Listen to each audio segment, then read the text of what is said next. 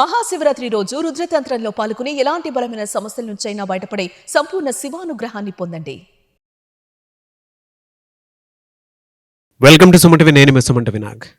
According to Vedic astrology కనుక మనం చూసుకుంటే విశాఖ నక్షత్రం వారికి కర్మ సిద్ధాంతం ఏం చెప్తోంది, ఎస్పెషల్లీ విమెన్కి ఏం చెప్తుంది అనేది ఈరోజు మనతో పాటు వేదిక్ ఆస్ట్రాలజర్ ఉమా గారు ఉన్నారు. అది వారి మాటలు అడిగి తెలుసుకుందాం. హలో ఉమా గారు. హలో నాగరాజ్ గారు. విశాఖ నక్షత్రం వారికి కనుక మనం చూసుకుంటే అండి జనరల్గా కర్మ సిద్ధాంతం ఏం చెప్తుంది, ఎన్ని రకాలుగా ఉంటుంది? ముఖ్యంగా నాగరాజ్ గారు, కర్మ సిద్ధాంతము మన వేదిక ఆస్ట్రాలజీకి మూలమైందండి. దాంట్లో ముఖ్యంగా 3 రకాలుగా విభజించబడి ఉంటుంది. మొదటిది సంచిత కర్మ. అంటే నేను అనే పదానికి అర్థం నా జీవాత్మ అని అర్థం.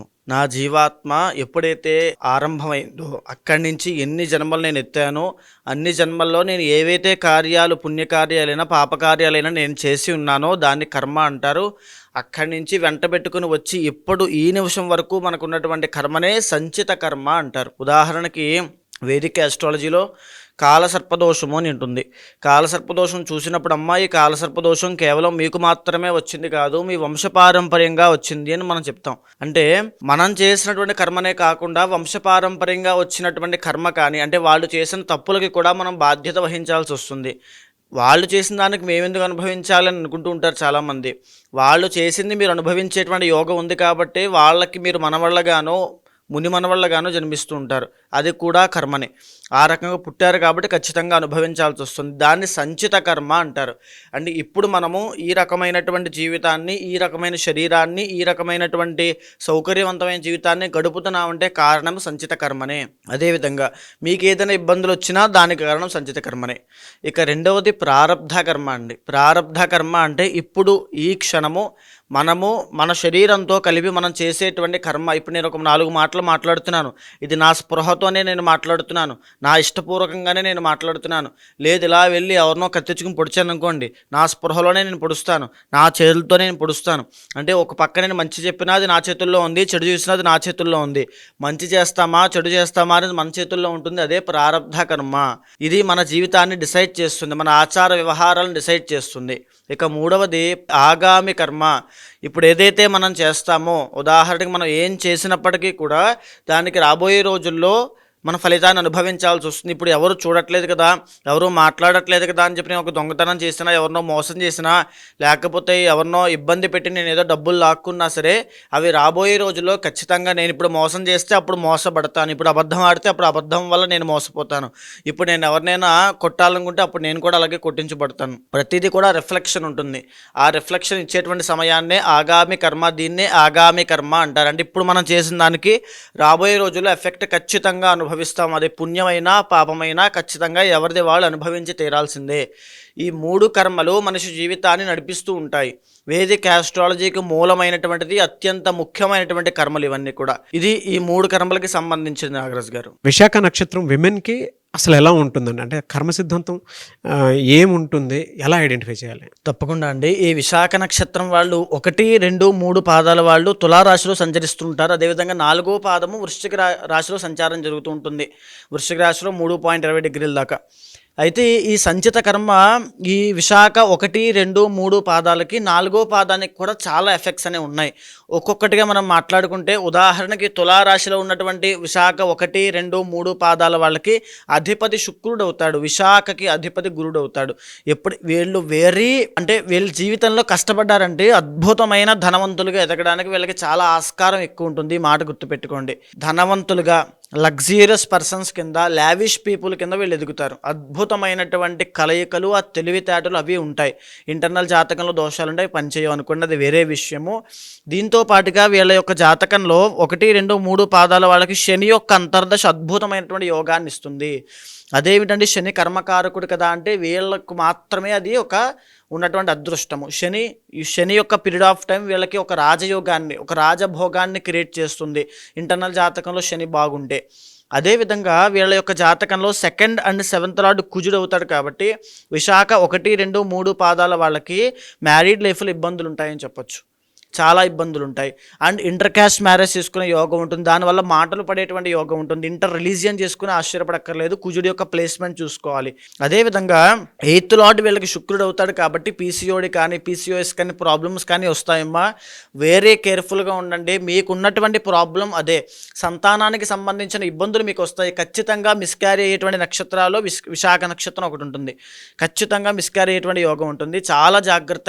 ఇంటర్నల్ జాతకంలో యోగం ఉంటే పర్వాలేదు, లేదు అనుకుంటే మీరు వేరే కేర్ఫుల్గా ఉండాల్సిందే. అదేవిధంగా 4th and 5th లార్డ్ శని అవుతాడు కాబట్టి గృహ నిర్మాణాల విషయంలో కానీ, సంతానం పుట్టిన తర్వాత వాళ్ళ యొక్క ఎదుగుదలలో వీళ్ళకి ఇబ్బందులు రావడం కానీ చాలా జరుగుతాయి. అదేవిధంగా ఇక 6th లార్డ్ చూస్తే గురుడు అవుతాడు. అంటే వీళ్ళు సంపాదించిన డబ్బులు వీళ్ళు అనుభవించలేరు, వేరే వాళ్ళు అనుభవిస్తూ ఉంటారు. లేదా వీళ్ళకి ఆర్థికపరమైన ఇబ్బందులు చాలా ఎక్కువ ఉంటాయి. బికాజ్ గురుబలం అనేటువంటిది వీళ్ళకి జనరల్గానే ఉండదు. సో గురుబలం ఎప్పుడైతే లేదో జాతకంలో లేదా జీవితంలో సక్సెస్ రావడం చాలా లేట్ అవుతుంది. వీళ్ళు కష్టపడడం ఎర్లీ స్టేజ్ ఆఫ్ లైఫ్లోనే కష్టపడతారు. వీళ్ళు కష్టపడడం చిన్న వయసు నుంచే కష్టం ఉంటుంది, సక్సెస్ మాత్రం లేట్గా వస్తుంది. కానీ వీళ్ళ తపనకి, వీళ్ళ తెలివితేటలకి, వీళ్ళ పొటెన్షియల్కి ఒక హ్యాండ్స్ ఆఫ్ చెప్పొచ్చు. ఆ రేంజ్లో వీళ్ళ కష్టం కెపాసిటీ ఉంటుంది. కానీ ఆ సక్సెస్ రేట్ అని చాలా తక్కువ ఉంటుంది, బికాస్ గురుబలం లేకపోవడం వల్ల. సో ఆ విషయం కనుక చూసుకుంటే, ఇంకా 4వ పాదం చూసుకున్నాం అనుకోండి, వృశ్చిక రాశిలో సంచరిస్తూ ఉంటుంది ఈ పాదము. ఈ వృశ్చిక రాశిలో ఉన్నంత కాలము వీళ్ళకి ఇప్పుడు ప్రజెంట్ కూడా అర్ధాష్టమ శని నడవడము, తర్వాత రాబోయే రోజుల్లో వీళ్ళకి అష్టమంలో గురుడు రావడము, 2025 అంతా ఇబ్బంది పడేది విశాఖ నక్షత్రం 4వ పాదము. వీళ్ళకి 1, 2, 3 పాదాల కన్నా 4వ పాదం వాళ్ళకి విపరీతంగా ఎక్కువ ఉంది ఈ యొక్క ఇబ్బంది. సంచిత కర్మ చాలా ఎక్కువ ఉంది. వెరీ కేర్ఫుల్గా ఉండాల్సింది 4వ పాదం వాళ్ళు. ఎందుకనంటే రాబోయే రోజుల్లో అష్టమంలో గురుడు వచ్చాక డబ్బులు నిలబడవు, జాబులు పోవడము, వ్యాపారంలో నష్టపోవడము, లేకపోతే పేరు పోవడము, అపకీర్తి రావడము లాంటివి ఎన్నో జరుగుతాయి. మీకు తలనొప్పి కలిగించే కార్యక్రమాలు ఎన్నో మీ మీద జరుగుతాయి. శత్రుబలం కూడా చాలా ఎక్కువ ఉండడం వల్ల చాలా ఇబ్బందులు వస్తాయి. సో రాబోయేటువంటి రోజుల్లో ఇప్పుడు కూడా ఈ వృశ్చిక రాశి వాళ్ళకి మీరు చూసారనుకోండి, అర్ధ అష్టమ శని ఎందుకు నడుస్తుంది? శని దోషం ఉండడం వల్లే కదండి. శని ఎందుకు ఉన్నాడు అంటే కర్మకారకుడు కాబట్టి, కర్మ ఉంది కాబట్టి శని దోషం పట్టాడు. ఆ కర్మ పోవాలి అనుకుంటే తులారాశిలో ఉన్నటువంటి 1, 2, 3 పాదాల వల్లైనా, వృశ్చిక రాశిలో సంచరించే 4 పాదాల వాళ్ళు కర్మ ప్రాయశ్చిత్త రుద్రతంత్రంలో పాల్గొనాలి. ఇంటర్నల్ జాతకంలో మీకు దోషాలు ఉన్నాయా, 4వ పాదం వాళ్ళు ఇంకా చాలా ఇబ్బందులు పడతారు. ఈ మాట వాస్తవము. చాలా ఇబ్బందులు ఉంటాయి టిల్ అక్టోబర్ దాకా. అక్టోబర్ దాటాక కాస్త మళ్ళీ ఉపశమనం ఉంటుంది. ఇంటర్నల్ జాతకంలో దోషం లేకపోతే ఇది సామాన్యమైనటువంటి దోషంగా ఉంటుంది. లేదు ఇంటర్నల్ జాతకం అద్భుతంగా ఉంది అనుకోండి, ఆ అద్భుతమైనటువంటి యోగాలు ఈ యొక్క దోషాల్ని ఓవర్కమ్ చేస్తాయి. ఆ విషయం కూడా గుర్తుపెట్టుకోండి. ఇంకా దీంతో పాటుగా ఏదైతే ఇప్పుడు మనం చేసేటువంటి కర్మ ప్రాయశ్చిత్త రుద్ర తంత్రం ఉంటుందో నాగరాజు గారు, ఈ విశాఖ నక్షత్రం 1, 2, 3 పాదాల వాళ్ళు ఉన్న వాళ్ళని ఇప్పుడు నడిచే అష్టమంలో గురుడు యొక్క ప్రభావం నుంచి కాపాడుతుంది. వృత్తి వ్యాపారాల్లో సక్సెస్ రేట్ తీసుకొచ్చి పెడుతుంది. ఎందుకంటే గురుబలం పెరగాలంటే ఏం చేస్తామండి? శివ ఆరాధన చేయమని చెప్తాం. కానీ ఇక్కడ మనం శివుడికి డైరెక్ట్గా కర్మ ప్రాయశ్చిత్తం అవ్వాలి అని చెప్పి మహాశివరాత్రి పర్వదినాన్ని పురస్కరించుకుని ఏకాదశ రుద్రాభిషేకంతో సహా స్వామి ఎలా అయితే సంతుష్టి అవుతారో ఆ విధంగా అన్ని కార్యక్రమాలు చేయడం జరుగుతోంది.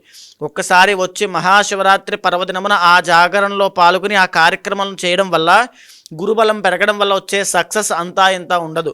మీకు వచ్చేటువంటి డబ్బు ధన ఆదాయం పెరుగుతుంది, మీకు వచ్చే పేరు పెరుగుతుంది, మీకున్నటువంటి వాల్యూ పెరుగుతుంది. శివానుగ్రహము అనేటువంటి పదము సామాన్యమైనది కాదు. ఐశ్వర్యం కలిగించేదే, మంగళప్రదమైనది. శుభకార్యాల మధ్యలో ఆగిపోయి ఉంటే అవన్నీ కూడా సంపూర్ణంగా పూర్తవుతాయి. గృహ నిర్మాణాల మధ్యలో ఆగిపోతే అవన్నీ కూడా ఉంటాయి. రాజకీయ నాయకులకు ఎస్పెషల్లీ పదవి వియోగం కలిగేటువంటి యోగాలు ఉన్నాయి కాబట్టి కర్మ ప్రాయశ్చిత్త రుద్ర తంత్రంలో పాల్గొంటే పదవీ యోగము మళ్ళా పుడుతుంది. తర్వాత ఇంకొక విషయం, శుక్రబలం అనేటువంటిది తులారాశి వాళ్ళకి 1, 2, 3 పాదాల వాళ్ళకి లేదు. దీనివల్ల మ్యారీడ్ లైఫ్లో కానీ, రిలేషన్షిప్ లవ్ ప్రాబ్లంలో కానీ చాలా ఇబ్బంది పడుతున్నారు. ఈవెన్ సెకండ్ మ్యారేజ్ చేసుకోవాలి అనుకున్న వాళ్ళకి కూడా ఇది ఇబ్బందే. కర్మ ప్రాయశ్చిత్త రుద్ర తంత్రంలో పాల్గొనడం వల్ల శుక్రబలం పెరుగుతుంది, గురుబలం పెరుగుతుంది. అవన్నీ పెరగడం వల్లనే వీళ్ళకి ఆ యొక్క ఉపశమనం అనేటువంటిది కలుగుతుంది. ఎలా అంటే జనరల్గా వీరికి ఏ మంత్ నుంచి ఏ మంత్ వరకు ఏ విధంగా ఉండే అవకాశం ఉంటుంది అండ్ ప్రస్తుతం వారు అనుభవిస్తున్నటువంటి కర్మం ఏంటి? 1, 2, 3 పాదాల వాళ్ళకి మే 15వ తారీఖు దాకా తీవ్రమైన సమస్యలు. ఓన్లీ 1 ప్లానెట్ 2 ప్లానెట్స్ మాత్రమే అనుకూలిస్తున్నాయి. అప్పుడప్పుడు చంద్రబలం అనుకూలిస్తోంది, అప్పుడప్పుడు రాహు అనుకూలిస్తున్నాడు, అంతే. మిగతా అన్నీ కూడా ఇబ్బందికరంగానే, అన్నీ యాంటీగానే ఉన్నాయి వీళ్ళకి. ఆల్మోస్ట్ 7 to 8 ప్లానెట్స్ యాంటీగా ఉన్నాయి. వెరీ కేర్ఫుల్గా ఉండాలి. మే నుంచి అక్టోబర్ దాకా తులారాశి వాళ్ళకి 1, 2, 3 పాదాల వాళ్ళకి మంచి యోగం పట్టబోతోందని చెప్పొచ్చు. ఆ మంచి యోగంలో ఉన్నప్పుడే ఈ శివ ఆరాధన, కర్మ ప్రాయశ్చిత్త రుద్ర తంత్రంలో పాల్గొన్నప్పుడు ఇంటర్నల్ జాతకంలో ఏదైనా యోగం ఉందనుకోండి, దోషం ఉందనుకోండి, ఆ దోషం వల్ల ఈ మంచి యోగాన్ని కూడా మిస్ అవుతారు. ఎప్పుడైతే కర్మ ప్రాయశ్చిత్త రుద్ర తంత్రంలో పాల్గొంటారో శివానుగ్రహం వల్ల దోషాలు పోవడం వల్ల రెండూ కలగలిపి అద్భుతమైన యోగం సిద్ధిస్తుంది.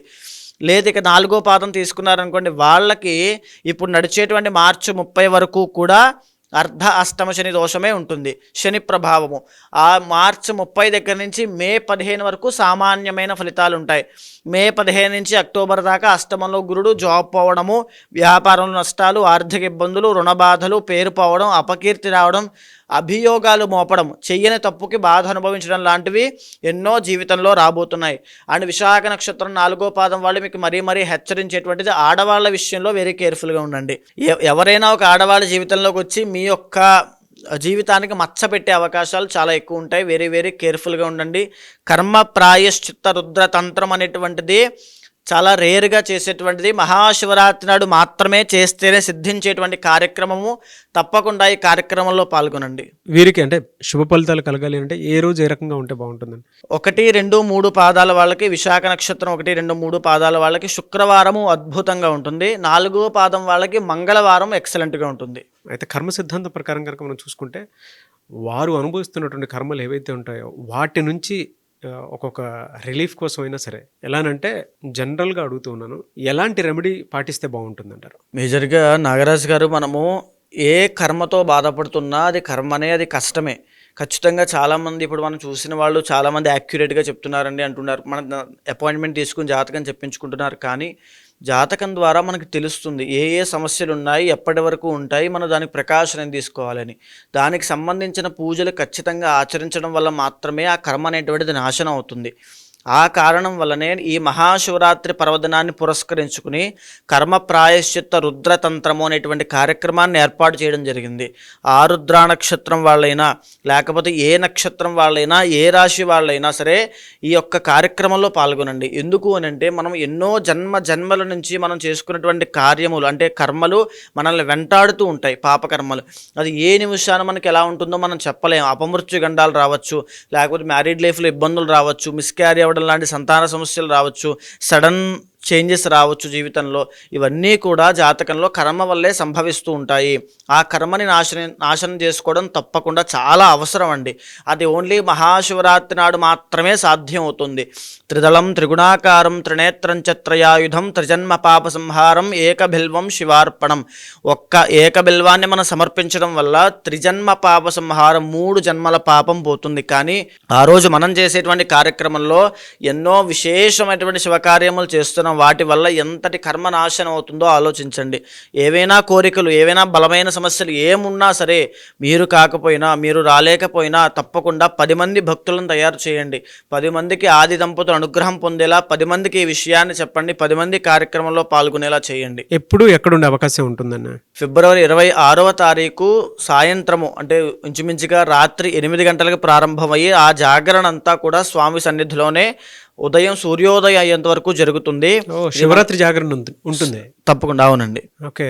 రాత్రంతా జాగరణలోనే ఈ యొక్క స్వామి లింగోద్భవ కాల పూజలు అంటారు. లింగోద్భవ కాలం స్వామి ఏదైతే సమయంలో ఆవిర్భవించారో ఆ సమయంలో మాత్రమే ఇది చేయాలి. సో మనం చేసేటువంటి కార్యక్రమము హైదరాబాద్ శ్రీనగర్ కాలనీ సత్యసాయి సేవా నిగమాగమం అనేటువంటి ప్రదేశంలో జరుగుతోంది. మీరు కింద కనిపించేటువంటి నెంబర్కి కాల్ చేస్తే మా వాళ్ళు మీకు పూర్తి వివరాలన్నీ కూడా చెప్తారు. సో ఎవరైనా సరే పార్టిసిపేట్ చేయాలి అనుకునేటువంటి వాళ్ళు స్క్రీన్ మీద మీకు ఉమాగారి కాంటాక్ట్ నెంబర్ కనిపిస్తుంది. దానికి మీరు కాల్ ఆర్ మెసేజ్ వాట్సాప్ చేసినా సరే, మీరు ఎవరైనా సరే మహాశివరాత్రి రోజు కనుక, అంటే జన్మానికి శివరాత్రి అని చెప్పేసి మాట్లాడుకుంటూ ఉంటాము. అలా నిజంగానే ఉమాగారు చెప్పినట్లు 3 జన్మల పాపాలను ఒకటేసారి నాశనం చేసుకోవాలి, అంటే కర్మ సిద్ధాంతం ప్రకారం నాశనం చేసుకోవాలి అనుకున్నటువంటి వాళ్ళు ఎవరైతే ఉంటారో, మీ నమ్మకాన్ని బట్టి మీరు అప్రోచ్ అవ్వాలి అనుకుంటే స్క్రీన్ మీద మీకు కాంటాక్ట్ నెంబర్ కనిపిస్తుంది. శ్రీనగర్ కాలనీ సత్యసాయి నిగమాగమము. సో అక్కడ ఉంటుందన్నమాట అకేషన్ అంతా. ఎవరైనా ఎన్రోల్ చేసుకోవాలనుకుంటే వెంటనే స్క్రీన్ మీద కనిపిస్తున్న నెంబర్ సంప్రదించండి. థ్యాంక్ యూ సో మచ్ అమ్మగారు. థ్యాంక్ యూ అండి. సుమన్ టీవీలో మీ పర్సనల్ అండ్ బిజినెస్ ప్రమోషన్స్ కోసం కింది నెంబర్కి కాంటాక్ట్ చేయండి.